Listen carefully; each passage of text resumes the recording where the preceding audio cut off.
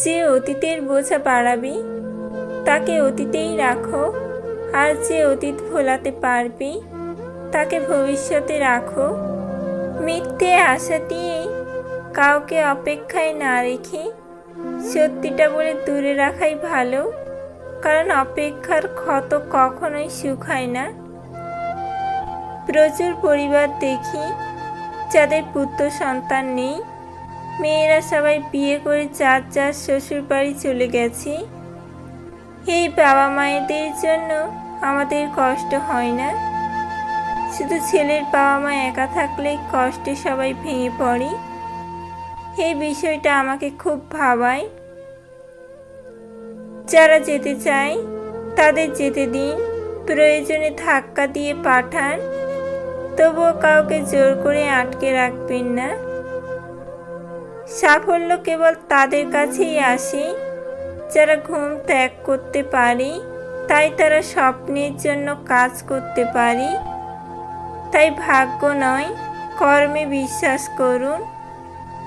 6 ধরনের ব্যক্তির ওপর ভরসা করবেন না। 1. যার ওপর বিপুল পরিমাণ ঋণের বোঝা রয়েছে। 2. যার কাছে জীবনের চেয়ে সম্পদ বড়। 3. যে ব্যক্তির আয়ের চেয়ে ব্যয় বেশি। 4. যে ব্যক্তি যোগ্যতার চেয়ে দেখায় বেশি। 5. যে ব্যক্তি পর্যাপ্ত ভাবনা চিন্তা না করে হুটহাট সিদ্ধান্ত নেয়। 6. যে ব্যক্তি জুয়া খেলায় আসক্ত রয়েছে। যাকে প্রথম খুব চোখে হারায়, সেই একদিন সবচেয়ে বেশি তিক্ততার কারণ হয়ে দাঁড়ায়। যেদিন বুঝতে পারবি মাত্র 10 টাকা ইনকাম করতে কতটা কষ্ট হয়, সেদিন থেকে কারোর পেশা নিয়ে হাসাহাসি করবেন না। সত্যি বলার অভ্যাস থাকলে তোমাকে কিছু মনে রাখতে হবে না।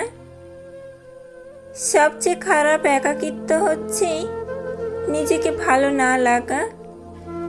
তোমার বিপদের দিনে যে নিরপেক্ষ অথবা চুপ থাকি, তাকে কোনোদিন বন্ধু ভেবো না। 1000টা ভালো কাজ করো, মানুষ সেটা দেখেও দেখবে না। অথচ একটা ভুল করে ফেলো, দেখবে মানুষ তোমার বিচার করার জন্য বিচার সভা বানিয়ে ফেলেছি। বিয়ে করলে মানুষকে মেনে নিতে হয়, তখন আর করে নেবার ফাঁক থাকে না। ক্ষমতা সৃষ্টি করার একটা উপায় সমস্যা সৃষ্টি করা। সমস্যা সমাধান করি, কেউ ক্ষমতায় যায় না, চাই সৃষ্টি করি। অসৎ আনন্দের চেয়ে পবিত্র বেদনা ভালো। হ্যাঁ এবং না সবচেয়ে পুরনো এবং ছোট দুটো শব্দ, যেগুলো বলতে গেলে বেশি করে ভাবতে হয়। মৌলিক কিছু মাথার মধ্যে বেশিক্ষণ থাকে না, তাই তা অন্যকে বলতে হয় অথবা লিপিবদ্ধ করতে হয়। যে নিজের ওপর নিয়ন্ত্রণ প্রতিষ্ঠা করতে পারেনি, সে কখনো স্বাধীন নয়। অল্প কথা বলতে বেশি বাক্য ব্যয় করবেন না। যার কথার চেয়ে কাজের পরিমাণ বেশি, সাফল্য তার কাছে এসে ধরা দেয়। কারণ যে নদী যত গভীর, তার বয়ে যাওয়ার শব্দ তত কম। বললে গেছো তুমি, বললে গেছি আমি। শুধুমাত্র বললাইনি পিছু টান আর মায়া, রয়ে গেছে অজস্র স্মৃতি, আরো হাজারো অভিমান। রয়ে গেছে কিছু না বলা কথা, রয়েছে অব্যক্ত কিছু ব্যথা। কিছু মানুষ আছে, তারা স্বার্থ চায় না, অর্থও চায় না, চায় শুধু একটু ভালো থাকা। হয়তোবা কারো দুঃখের কারণ হয়েছি, কিন্তু অনেকের মুখে হাসি ফুটিয়েছি। কিছু মানুষের জীবনে হয়তোবা কিঞ্চিৎ পরিবর্তনও এনেছি। আমি আমার তরফ থেকে সম্পূর্ণ চেষ্টাটা করেছি। সব কিছুর দাম বাড়লেও দিন দিন সরল ও ভদ্র মানুষের দাম শুধু কমে যাচ্ছে। তোমার জন্য যেটা বরাদ্দ আছে একটু দেরিতে হলেও সেটা তুমি পাবেই। হাল ছেড়ে দিলেন মানে হেরে গেলেন। জীবন মানেই উত্থান পতন, আর এই উত্থান পতনের লড়াইয়ে যারা টিকে থাকবে তারাই আসল মানুষ।